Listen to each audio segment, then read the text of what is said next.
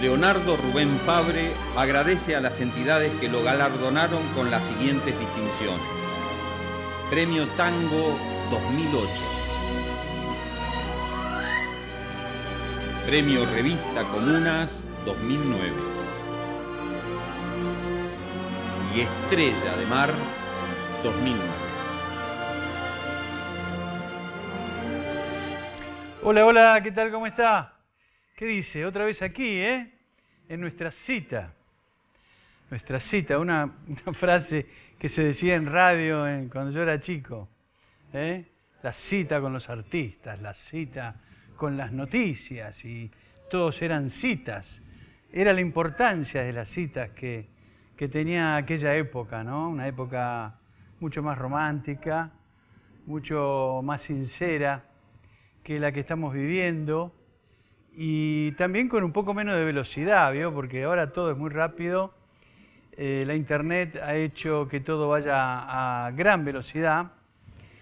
Yo diría, con una traducción así rápida, que todo va a mayor velocidad y la vida también va a mayor velocidad. O sea, el consumo de vida que hace usted a través de toda la técnica que hoy tenemos al alcance de la mano es mucho mayor, entran mayor cantidad de información a nuestra capacidad cerebral y a ver si coincidimos. ¿Usted no siente cierto cansancio al acumular tanta información a través de los medios y a través de Internet, del Facebook?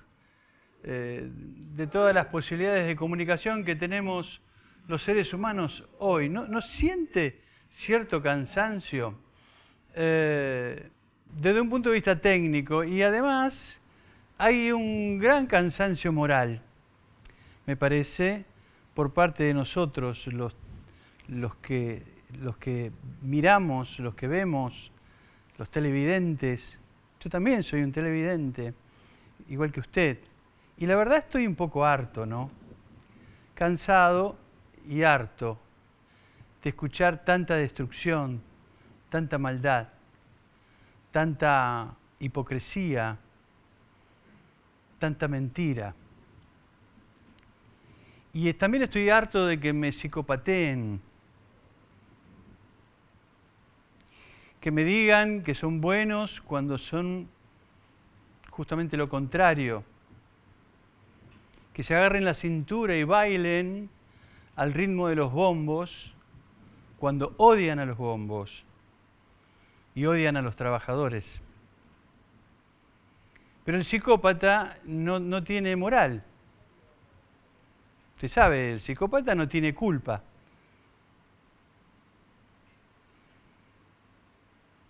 Se manda la macana, después se ríe.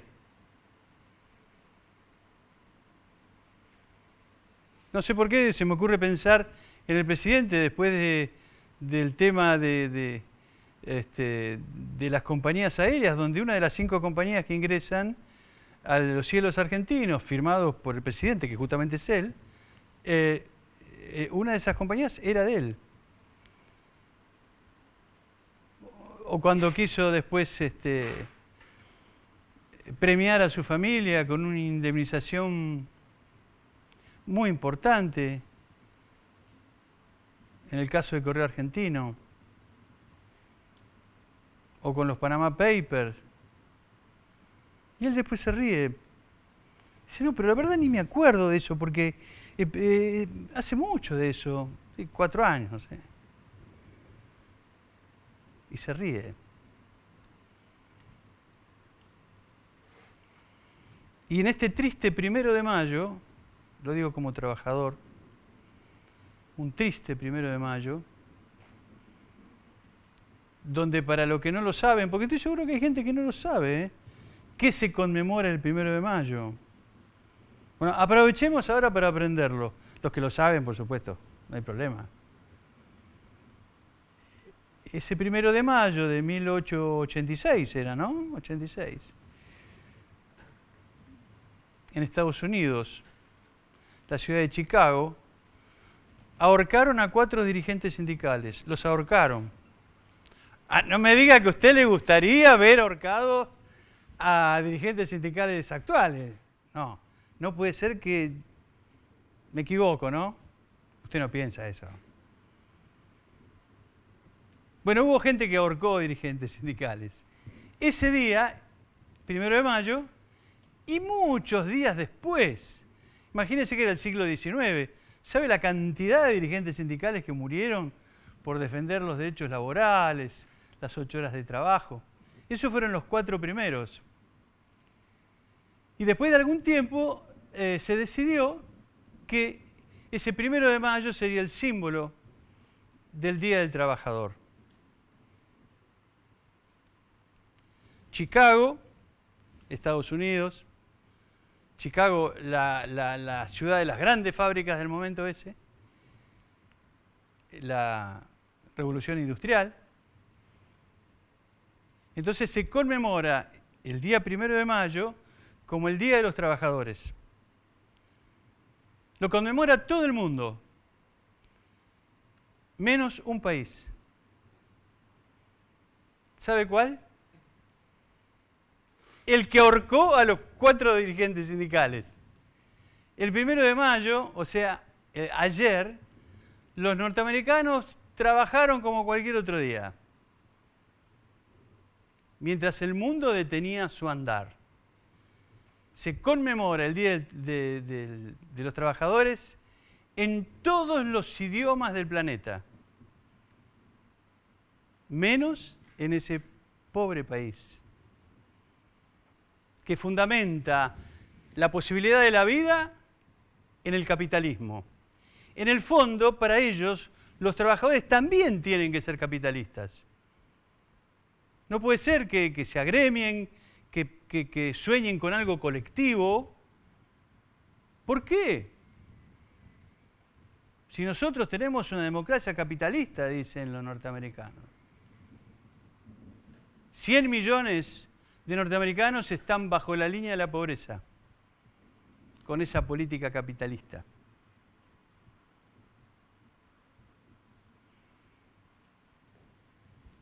Por ahí la misma proporción que en la Argentina, 1/3 de sus habitantes. Una vez se dijo que los alemanes tenían también 1/3 de niños pobres y no sé las cosas que le dijeron a la persona que lo dijo. Bueno, el otro día el ex jefe de gabinete, Aníbal Fernández, en vivo y en directo, en su propio computador, en su propio teléfono, entró en internet y le mostró a los periodistas que le hacían un reportaje que los propios alemanes dicen que 1 de cada 3 niños en Alemania son pobres. Ya sé, usted me va a decir, claro, ¿por qué esto está pasando en todos lados? ¿Por qué nos vamos a quejar nosotros? Bueno, porque Argentina es Argentina. Argentina puede darle de comer a 400 millones de personas. ¿Cómo puede ser que no podamos comer bien 40 millones? Algo mal estamos haciendo. Algo mal como lo que está pasando en Sancor, por ejemplo. ¿Cuánto va a tardar el gobierno en decir que entra en crisis láctea? Si no lo dijo todavía es porque lo está ocultando, porque Sancor alimenta a la mitad o un poco más de los habitantes de nuestro país, junto con la otra gran empresa láctea, que está en manos de los brasileños ahora. Pero Sancor es Argentina. Y la están asfixiando. Y más allá de los 4.115 trabajadores de Sancor, que quedarían sin trabajo, hay más de 30.000 trabajadores que indirectamente dependen de esa empresa. Entonces, estamos en más de 400.000 personas con el grupo familiar afectadas por un capricho de este gobierno. Los trabajadores de Sancor ofrecieron el 15% de su salario durante 6 meses para la empresa. Y el compromiso de ayudar a Sancor no es de un día, viene de hace rato. Por las características de esa empresa, que no es una empresa capitalista como le gusta a Macri. Es una cooperativa, quizá una de las más antiguas y más importantes del país. Claro, como es cooperativa, a usted no le gusta, presidente. Usted está buscando algún amigo que la compre por chirolas, ¿no?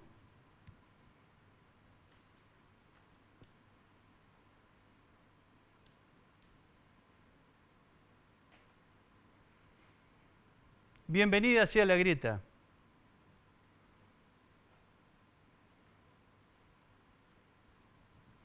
Bienvenida sea. Entre los que especulan con la leche de los pibes, que entre paréntesis bajó un 8% el consumo de leche en la Argentina. ¿Usted sabe quién toma más leche en cualquier país del mundo? Los pibes. Nuestras nenas y nuestros nenes. 8% bajó el consumo. ¿Dónde cree usted que bajó el consumo? ¿En Recoleta?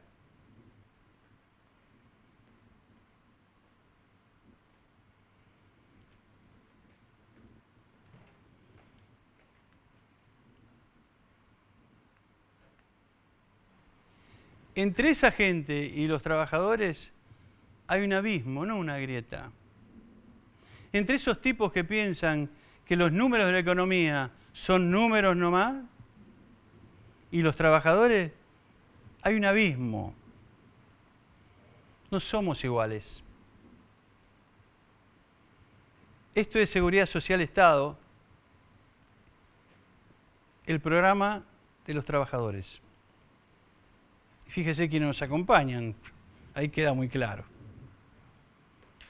Leonardo Rubén Fabré, Asociación para el Personal de los Organismos de Previsión Social, APOPS, Federación de Trabajadores Camioneros y Obreros del Transporte de Cargas y Confederación General del Trabajo de la República Argentina, CGT. Fuimos el gremio que preservó la jubilación pública, logrando la posibilidad de la libre opción jubilatoria y la recuperación del sistema público previsional para todos los argentinos. Ahora, continuaremos fortaleciendo el régimen público de seguridad social. Por eso hoy, más que siempre, la única jubilación segura es la del Estado. APOPS, trabajadores de ANSES. Bueno, muchas gracias. Ya estaba leyendo mensajes que nos van llegando de nuestros televidentes. Pero antes, Raúl, ¿qué tal? ¿Cómo estás? Muy buenas tardes. Un gran gusto saludarte, un gran gusto saludarlos. Muy buenas tardes. Danos las últimas novedades del Poder Legislativo. Lo más importante que ocurrió en la última semana fue la aprobación con cambios de un proyecto que la sociedad hubiese querido que se hubiera convertido en ley en ese momento, en esa instancia, en la Cámara de Senadores. Estoy hablando de un proyecto de alto contenido social que establecía limitar las excarcelaciones, las salidas anticipadas o transitorias para aquellos delincuentes que habían cometido delitos graves o gravísimos. Esto fue oportuno a partir de que un hecho ha conmovido a la Argentina, como el caso de Micaela García, pero muchos otros se han producido días después y han mostrado que esto evidentemente era una prioridad. Lamentablemente, en la Cámara de Senadores se utilizó un recurso que es válido, que es genuino, el de revisar un proyecto de ley. Pero digo, lamentablemente para la sociedad en su conjunto, se demoró un proyecto que hubiese sido oportuno que hoy ya estuviese aprobado. Para quien viola y mata, para quien asesina, evidentemente había que limitar las salidas anticipadas o transitorias, muchos casos que hoy hemos conocido fueron protagonizados por delincuentes que volvieron a cometer un delito estando en libertad por firma de un magistrado que les dio esa autorización, que no es un derecho, sino que es una potestad que tiene el magistrado. Con esta ley, que el Senado tuvo la oportunidad de convertirla en ley en la última semana, se hubiese dejado sin efecto esa posibilidad. Lamentablemente el proyecto volvió a la Cámara de Origen, la Cámara de Diputados. ¿Y qué modificaciones le han hecho? Han interpretado los senadores que había muchos delitos que se ponían en ese proyecto de ley y que se abrió un abanico muy amplio y ellos limitaron a los casos de extrema gravedad. Con esta modificación, me decía el senador Rodolfo Urtubey, se intentó dejar más claro el proyecto de ley. Pues es que hasta en los días previos al debate fueron invitados del Centro de Estudios Legales y Sociales, quienes consideraron inoportuno este proyecto, el titular del Servicio Penitenciario Nacional, Francisco Muñolo, también lo consideró inoportuno, promovía cambios, creía que no era un proyecto para tratar en este momento, y había otros sectores de la comunidad, de la sociedad civil, que interpretaban que este era un proyecto oportuno, como por ejemplo víctimas de delitos graves que hemos conocido, como Vilma Perrone, por ejemplo, y otras tantas madres que han perdido a sus hijos. De todas formas, Raúl, obviamente Raúl Graneros, el gran periodista argentino, está con nosotros como siempre. Los jueces siguen teniendo la posibilidad, la potestad de interpretar la ley. Porque si bien la ley dice que pueden liberar a determinado personaje que no cumplió sus 15 años, que cumplió 8, pero por los motivos que fuera, que la ley prevé, siempre queda en manos del juez. Habría que, me imagino que este proyecto se pone duro con el juez también. Efectivamente, tocaste el tema urticante. Isabel Márquez es la jueza de la ciudad de Quilmes, la jueza de ejecución de pena de la ciudad de Quilmes, que me decía a la hora de acompañar este proyecto que era una ley aclaratoria, que le decía al magistrado que ya no se podía utilizar ese recurso discrecional de interpretar que un determinado delincuente que por buena conducta merecía a las 4 años antes de terminar su condena salir por lo menos con salidas transitorias, porque lo que se está discutiendo acá, que en esas salidas transitorias se produjeron nuevos delitos. Un violador no tiene solución, es un problema psicológico ya muy estudiado, muy trabajado. El que violó una vez va a violar siempre. Ya sé lo que usted está pensando, yo pienso igual, Para mí son tipos que no deberían vivir. Yo sé que van a salir a decir cualquier cosa los progres, pero yo creo que hay gente que no debería vivir porque no tienen cura. El violador sigue violando. Y el criminal que mata premeditativamente, con premeditación, es un asesino, tampoco tiene arreglo, le digo. No tiene arreglo ni acá ni en ningún lado. Fíjate vos qué oportuno lo que estás señalando y qué argumento que el televidente está compartiendo con vos, no tengas la menor duda en este momento. El caso de Araceli Fulles se está descubriendo ahora recién que Badraco tenía sobrados antecedentes penales que lo hacían merecedor haber estado preso con antelación. Estaba libre y vos fijate de lo que fue capaz de hacer. Un hombre que cuando se busca sus antecedentes se encuentra una infinidad de elementos que hubiesen hecho que él, puesto detrás de rejas, hubiese no cometido el delito tremendo del que hoy somos víctimas todos los argentinos y que nos conmociona. Creo que el problema grande de la sociedad es que no tenemos límites. los límites ya no están. Es difícil encontrar límites donde se ejerzan los límites. Y los límites no es atentar contra la libertad. Es limitar el libertinaje. Hacen falta los límites. Las leyes son para los límites. Si quiere me voy a Moisés o al propio Jesús, a todas las religiones, a Buda, a todas las religiones. Estos tipos que hace 2000, 3000 años llegaron y dijeron, no matarás, no robarás. El ser humano necesita límites. Y no se es más inteligente ni se es progresista, porque ser progresista es algo bueno. Ahora, ser progresista con los temas más peligrosos de la convivencia humana es un suicidio. Sentido común pedimos, nada más, nada menos. Los criminales deben pagar por su crimen con una pena perpetua, encerrados para siempre. Porque donde usted lo sacó, que tenga 20 años, 30, 50, 80, a los 80 años va a seguir haciendo daño. Así que ese progresismo barato, que nos llevó a tantas locuras en los últimos años,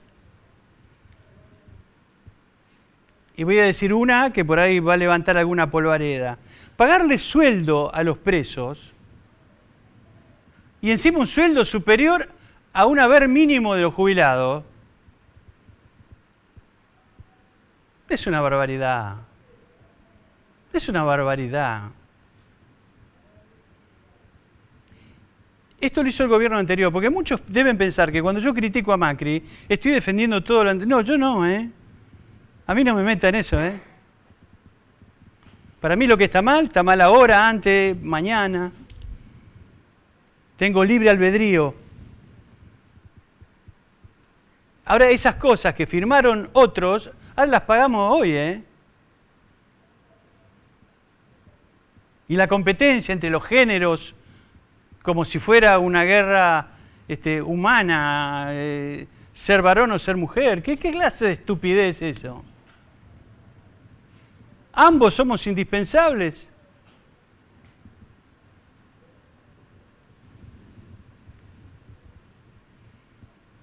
Claro que sucedieron injusticias a montones, por supuesto.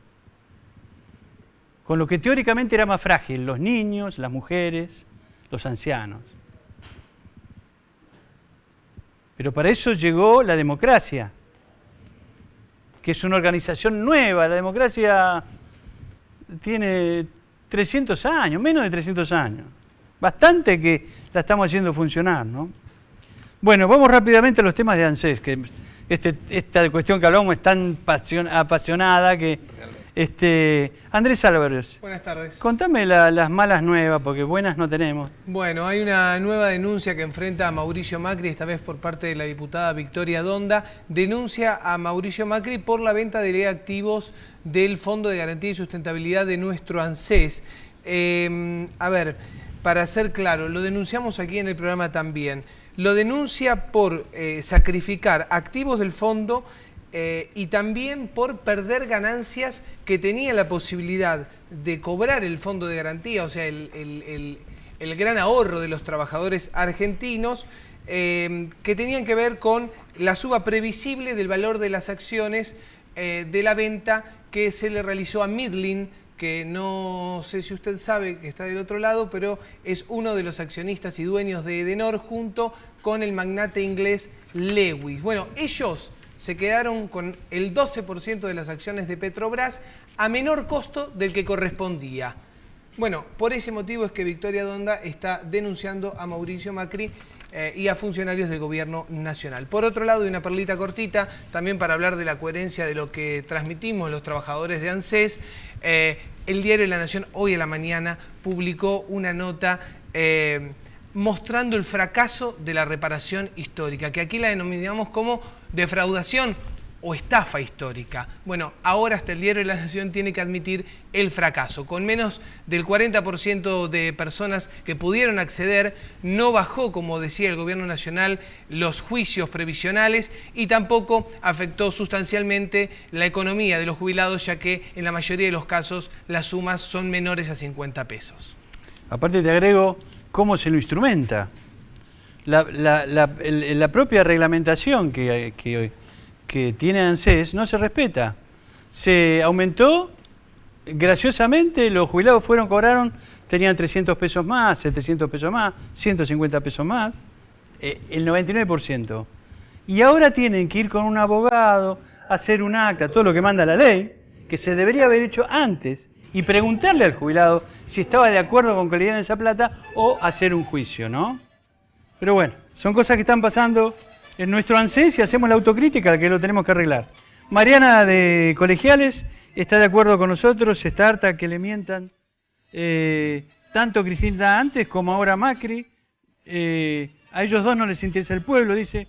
Rogelio de Quilmes coincide con Fabré y le preocupa porque las soluciones no se dan.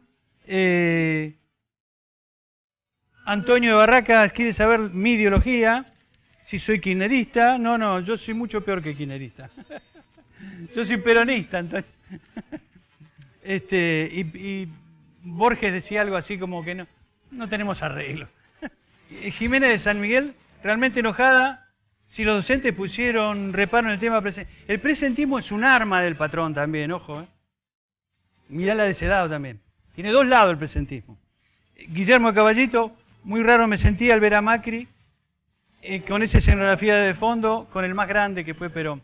Julia Drogué felicita a Fabré por su coherencia, muchas gracias, y lucha. Y ustedes, como siempre, los felicitamos, que nos sigan acompañando, pero han visto que leemos todas las ideas y todas las posiciones. Muchísimas gracias, compañeros. Y será hasta el próximo Seguridad Social y Estado.